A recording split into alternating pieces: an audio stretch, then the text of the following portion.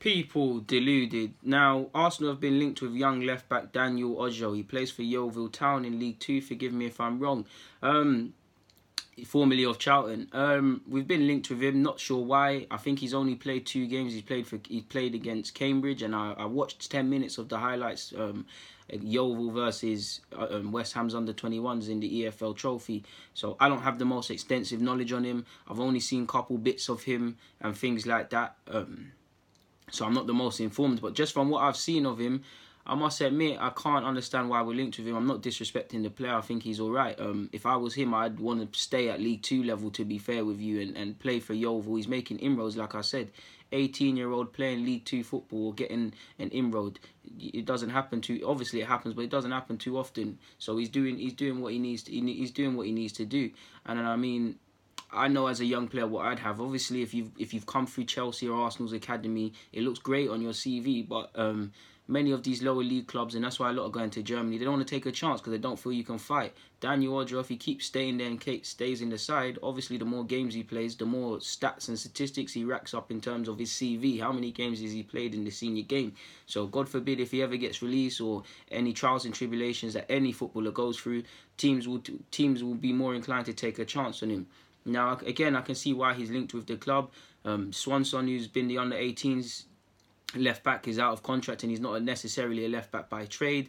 Cohen, Bramble and Thompson, our left-backs, look to be released. So there is a gap there within our under-23s or the lack of left-backs at the club at youth level. So if we are linked with Daniel Ojo and he's being brought in to do that, because let's be honest, he's not going to play at first-team level, I get it. From what I've seen, he does look raw. And to be honest, I know I just said I'd rather stay and play League 2 football, but to be honest, there's a flip side of it, and this is why, as much as I berate players that go to big clubs and don't get anywhere, sometimes you can't discount the benefits of going to a club that you might not necessarily on the surface look like a good move because you're not playing first team, but he'd be training with better players, more technically based players. He'd have to work harder. He'd be working with world-class coaches at Arsenal as well, which would help him to improve.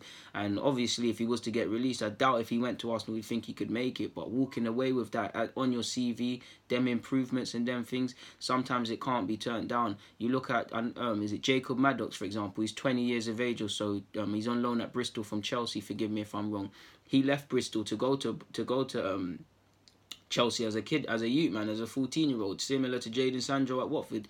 And people always say, there's no first-team football, the path is blocked. They're not wrong, that's true. Players should hold their hands up. But the same logic, if Jadon Sancho, Maddox, even Jack Wilshere, because he came from Luton, or even Pantino, who's going to be a first-year scholar next year, you run the risk of becoming a big fish in a small pond, because if you're playing against just Cat 2 clubs, you're going to just bad up every Cat 2 club. If you look at Jadon Sancho, if he's just playing against other Cat 2 academies like with Watford and he's badding them up, he's not going to improve. He's not going to improve in training. He's going to stagnate. Where he went to City or Maddox went to Chelsea now, and obviously they're praised for their abilities at their previous clubs, but there's good ability, their ability to manipulate the ball and their wonderful technical abilities, and the fact that they're 2 of the best players respectively in the country in terms of their age, that's the bare minimum. They're not special anymore. That's why you're in the building. Now it's about what you got to do. Now you're not only working with world-class coaches and in comparison to your age, world-class players, but you're competing to start. So you're going to have to get all complacency out of your game. You're going to have to be consistent. You're going to have to raise your game.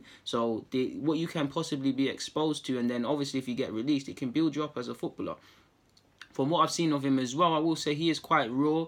Again, I don't have much knowledge of him. I'm just going off what I saw. I'm not sure if he's been a left back his whole career, but he's extremely one-footed. That's not a problem. For me, you look at the game against Cambridge, he's a left back and he's right next to his own defensive yard box essentially, and he's inviting people to cut in inside. That's suicide, people, as a fullback. As a fullback, you're taught the closer they get to your area, you've got to show them down the wing, purely because what would you rather, people? A fullback or your opposition fullback or winger putting in a cross or having an opposition shot?